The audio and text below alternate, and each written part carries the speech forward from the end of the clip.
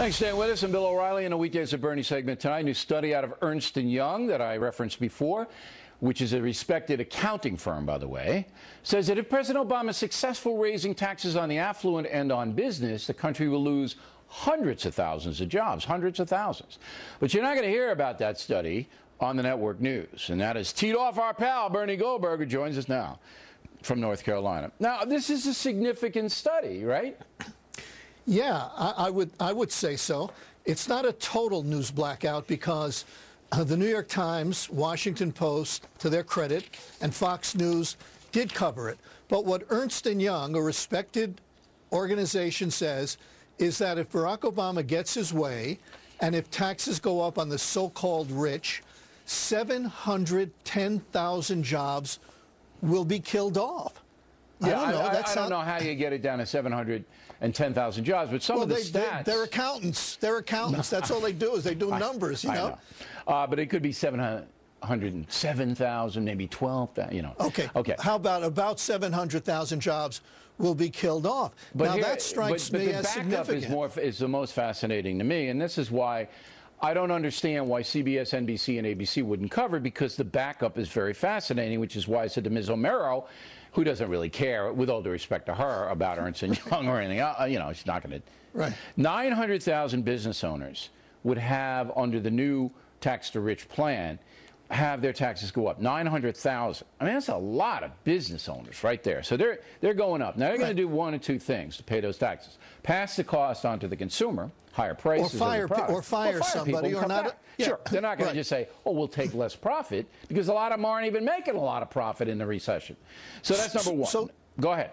I was going to say, so you're raising a question here, Bill, and that is, so why does the media ignore something like this? Look, one possibility, and I know my conservative friends are going to call me naive for saying it's only a possibility, is that the so-called mainstream media at the networks don't want to report stuff if they can avoid it that hurts their guy. And Barack Obama is their guy. I think that's absolutely true, don't you?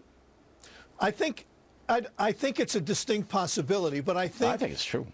Let's give a more benign interpretation. Let's say they didn't do it because it's not a government report, so therefore it's not on their radar screen. Let's just say I have a solution, by the way, that you'll say, yeah, when pigs fly, but a solution that would fix this no matter what the cause is. And that is an affirmative action program for the smallest minority in America's newsrooms, conservatives. Because if they had just a few conservatives in the newsroom, somebody would have said, hey, come on, this is newsworthy. Let's put this on the air tonight. Well, you would think that. I don't even think it has to be conservative. I think it's, if you're looking out for the folks, and this is another stat, that if President Obama gets what he wants, the tax hike on the affluent, me and Bernie, and then business owners, 900,000 of them, will go from 35 to 45%. This isn't a small tax rise. This is a 10%er. That's a hit right between the eyes. No, Bill, I hear this over and over and over again. It isn't 10%, the difference between 35 and 45. It's 10 percentage points. The difference between 35 and 45 is about 33%. You are correct. 1/3. 10 percentage points. All right.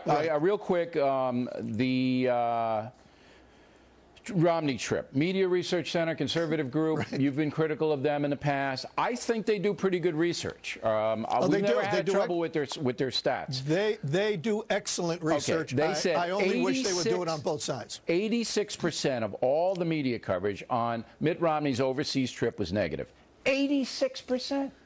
If you're wondering if I'm shocked, like Captain Louis Renault, who went into the back room at Rick's Cafe in Casablanca when he noticed gambling going on, no, I'm not shocked. I'm not shocked at all. That's a big number, though. It's huge. Number. It's huge. Listen, 4 years ago, I wrote a book called A Slobbering Love Affair about how the media fell in love with Barack Obama, and it included material about his foreign trip.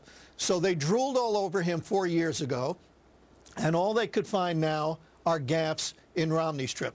Look, obviously, journalists are Barack Obama's most loyal base. They will not abandon him, and they've got too much invested in him. Yeah, that's true. Do I find that a problem? Obviously. Am I surprised? Not at all. That's an interesting thing that Bernie Goldberg just said. Journalists are President Obama's most loyal base. Very provocative statement, very interesting statement. I think we'll pick up on that more next week. Bernie Goldberg, everybody. Reality Check on deck.